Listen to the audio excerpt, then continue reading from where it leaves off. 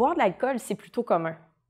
On en boit pour toutes sortes d'occasions, comme socialiser, relaxer, célébrer.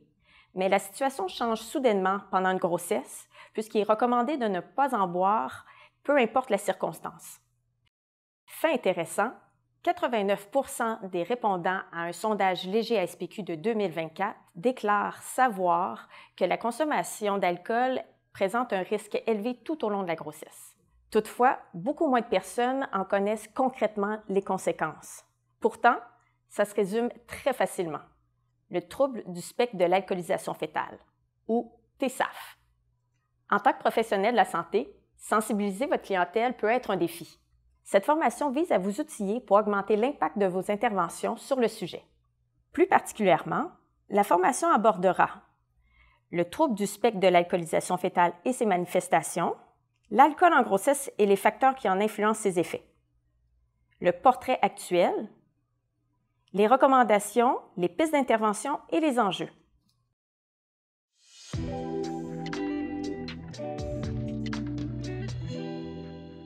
Le TSAF, c'est l'ensemble des effets qui peuvent se produire lorsqu'une personne est exposée à l'alcool avant sa naissance.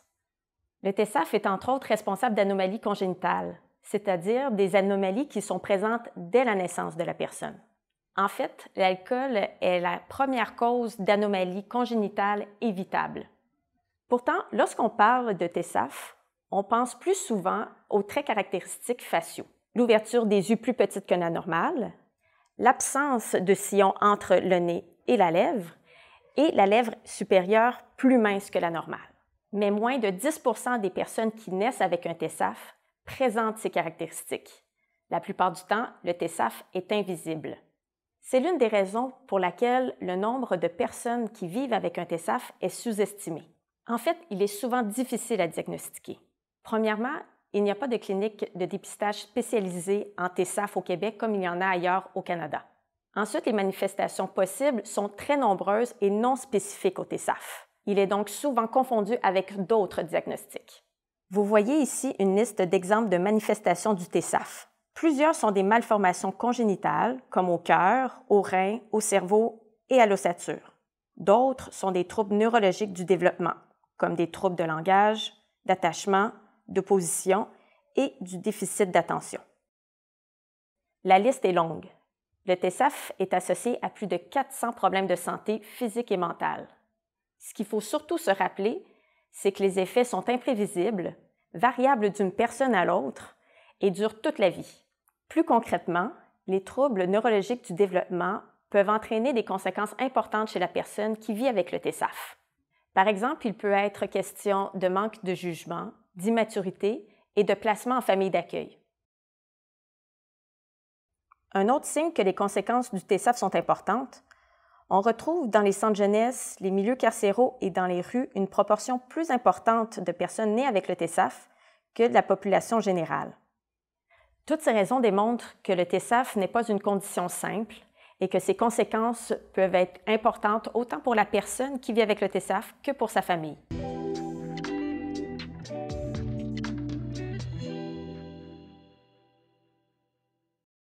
Il n'y a qu'une seule cause au TSAF, l'exposition prénatale à l'alcool. Lorsqu'une femme ou une personne enceinte boit de l'alcool, il traverse le placenta pour se rendre à l'embryon ou au fœtus. L'alcool est l'une des substances les plus toxiques pour l'enfant à naître. C'est une substance tératogène, c'est-à-dire qu'elle peut provoquer des malformations. C'est vrai peu importe sa forme, bière, vin, spiritueux ou cocktail. De plus, il n'y a aucune quantité d'alcool ou de moments dans la grossesse qui sont sécuritaires. D'où la recommandation de ne pas en consommer pendant toute la grossesse. Plusieurs facteurs peuvent influencer les effets de l'alcool sur l'enfant à naître. Premièrement, la consommation excessive d'alcool ou le binge drinking, c'est-à-dire 4 consommations ou plus en une seule occasion, est très à risque pour l'enfant à naître. Deuxièmement, le bagage génétique de la mère et du bébé à naître influence le type et l'intensité des manifestations du TSAF. Troisièmement, une alimentation riche en acide folique et en vitamine B12, entre autres, a un effet protecteur pour l'enfant à naître exposé à l'alcool. Ensuite, il y a le stade de la grossesse. Les risques varient, mais restent présents tout au long de la grossesse. Si on a longtemps cru qu'il n'y avait aucun risque avant que l'ovule fécondé ne s'implante dans l'utérus, On sait maintenant que c'est faux. Pendant les premières semaines de conception, l'ovule fécondé est particulièrement vulnérable à l'exposition à l'alcool, souvent avant que la femme sache qu'elle est enceinte. De plus, des études démontrent maintenant que la consommation des hommes peut affecter l'ADN de leurs spermatozoïdes et jouer un rôle dans le développement du TSAF. Ainsi, plusieurs éléments influencent les effets de l'alcool en grossesse. Si quelques-uns peuvent être influencés par des comportements, comme la nutrition, plusieurs d'entre eux sont hors de contrôle, comme la génétique de la mère, par exemple. Ceci appuie la recommandation de s'abstenir de consommer de l'alcool tout au long de la grossesse.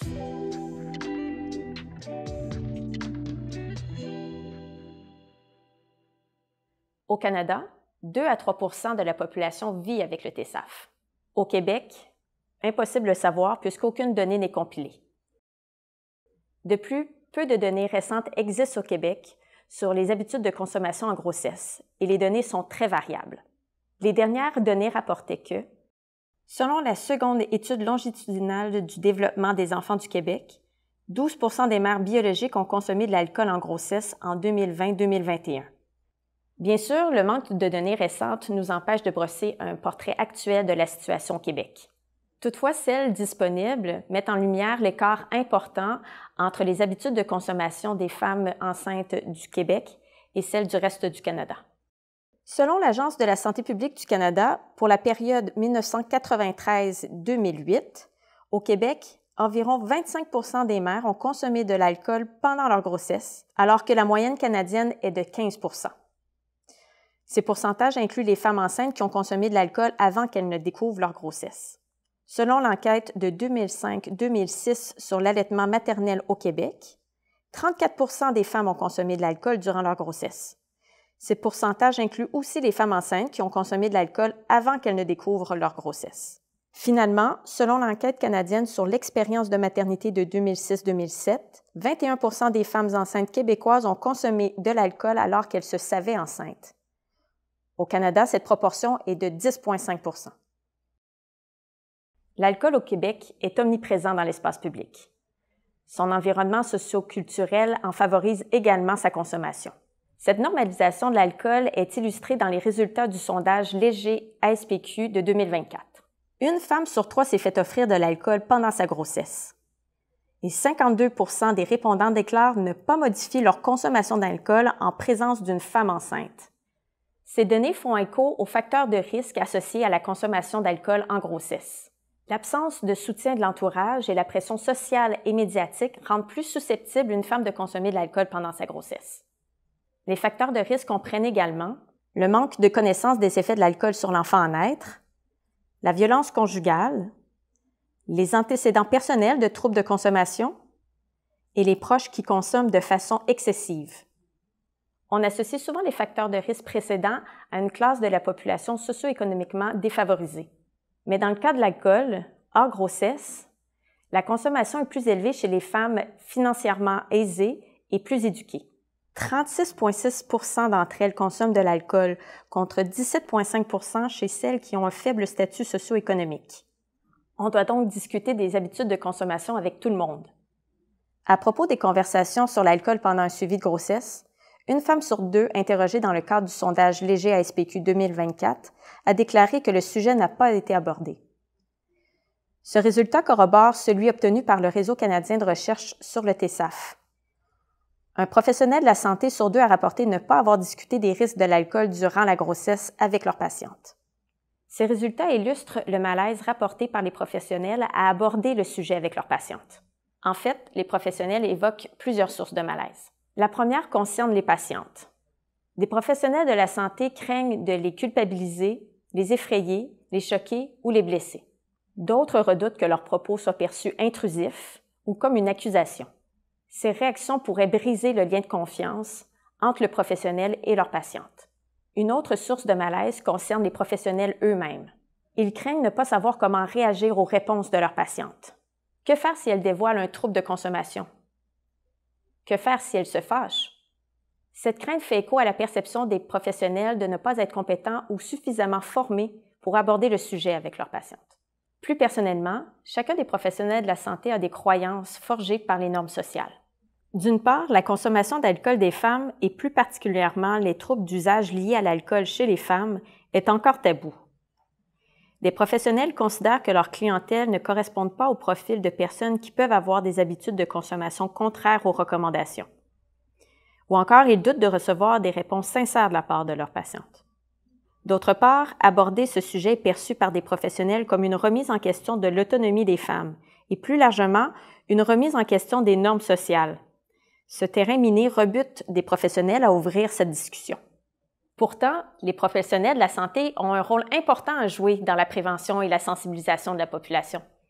Selon le sondage Léger SPQ de 2024, 28 % des femmes enceintes et 47 % de la population générale ne connaissent pas le TSAF. On se rappelle que la connaissance du TSAF est un facteur de protection contre la consommation d'alcool pendant la grossesse. Voilà pourquoi la sensibilisation est si importante. La prochaine section vous offrira justement des pistes concrètes pour sensibiliser votre clientèle.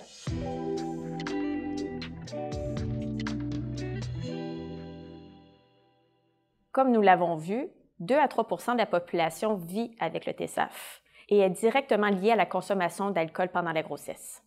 Or, dans la moitié des suivis de grossesse, les habitudes de consommation ne sont pas abordées par les professionnels de la santé. Mais justement, quelles sont les meilleures pratiques à appliquer dans ce contexte? Selon les lignes directrices de la Société des obstétriciens et gynécologues du Canada, toutes les femmes enceintes doivent être questionnées sur leur consommation d'alcool à chaque rendez-vous. Les habitudes de consommation de la mère doivent être consignées dans le dossier médical du nouveau-né. Plus largement, une méthode de contraception doit être proposée à toutes les femmes en âge de procréer pour limiter les expositions à l'alcool avant la naissance. Jusqu'à 60 % des grossesses sont non planifiées. Et rappelons-nous, des atteintes sont possibles dès la conception. Finalement, même celles qui ne prévoient pas de grossesse doivent être aussi informées sur le TSAF. Ce sont des recommandations qui sont en phase avec toutes les données qu'on a vues jusqu'à présent. Voyons maintenant comment les appliquer. Pour les mettre en pratique, une question doit guider les interventions. Comment soutenir un choix éclairé en matière d'alcool chez les femmes enceintes et en âge de procréer sans stigmatiser? Des campagnes de sensibilisation et des interventions individuelles peuvent stigmatiser involontairement, occasionner un sentiment de honte chez les personnes enceintes ou qui vivent avec un TSAF. Il est important de s'attarder à la stigmatisation parce qu'elle peut empêcher de parler ouvertement des habitudes de consommation d'alcool et d'aller chercher du soutien. Les informations doivent être transmises avec sensibilité pour ne pas occasionner d'anxiété ou de culpabilité chez les parents qui auraient pu boire d'alcool pendant la grossesse. Alors, comment discuter d'alcool et de grossesse tout en réduisant le risque de provoquer des effets négatifs? Premièrement, lorsque vous discutez des habitudes de vie, comme l'alimentation, l'activité physique et le tabagisme, c'est un bon moment d'aborder la consommation d'alcool. Vous pouvez spécifier à la patiente que vous abordez la consommation d'alcool avec tout le monde. On diminue alors les risques de stigmatiser. Deuxièmement, vous pouvez aussi ouvrir le sujet en explorant les connaissances de la femme sur les effets possibles de l'alcool durant la grossesse. Si elle le désire, vous pouvez offrir des informations pour compléter ses connaissances. Troisièmement, vous pouvez explorer l'opinion de la femme au sujet de l'abstinence d'alcool en grossesse. À noter que pour une personne qui vit avec un trouble de consommation, l'abstinence peut être contre-indiquée. Une approche de réduction des méfaits peut être préférable pour sa santé. Il y a des ressources spécialisées qui existent vers qui vous pouvez les diriger. En tout temps, utiliser des questions ouvertes et sans jugement aide à construire une relation de confiance. À l'inverse, un ton directif, impératif et culpabilisant est à éviter parce qu'il peut rebuter à poser des questions ou chercher du soutien. Les informations que vous transmettez doivent être voulues par la femme. Pour vous assurer qu'elles le sont, vous pouvez simplement lui demander « Souhaitez-vous de l'information sur l'alcool et la grossesse? » Un comportement est adopté parce qu'il est perçu utile, parce qu'il apporte un bénéfice. C'est pour cette raison qu'il peut être difficile de changer une habitude. S'intéresser aux raisons qui justifient les habitudes de consommation d'alcool permet d'adapter les interventions et démontre une sensibilité qui favorise l'adoption de nouvelles habitudes. Pour vous aider dans vos conversations sur l'alcool et la grossesse, plusieurs outils de sensibilisation se trouvent sur le site web Grossesse sans alcool, dans la section Outils. Voici des exemples de questions selon différentes situations cliniques. Pendant un rendez-vous avec une femme ou une personne en âge de procréer, vous pouvez lui demander « Avez-vous besoin d'une méthode de contraception? » Pendant l'évaluation de santé lors d'un suivi de grossesse, alors que vous abordez les habitudes de vie, vous pouvez poser la question « À quelle fréquence buvez-vous de l'alcool? » C'est une question que je pose à tout le monde. Boire sans alcool peut-il être difficile pour vous pendant la grossesse? Souhaitez-vous plus d'informations sur la grossesse et l'alcool? Et à chaque rendez-vous de suivi tout au long de la grossesse, est-ce que vos habitudes de consommation d'alcool ont changé depuis notre dernière rencontre? Finalement, après avoir ouvert la conversation et évalué la situation, si la femme le désire, vous pouvez la référer vers des ressources spécialisées, et ce, peu importe ses habitudes de consommation d'alcool. Une liste de ressources se trouve sur le site web Grossesse sans alcool dans la section « Trouver de l'aide ».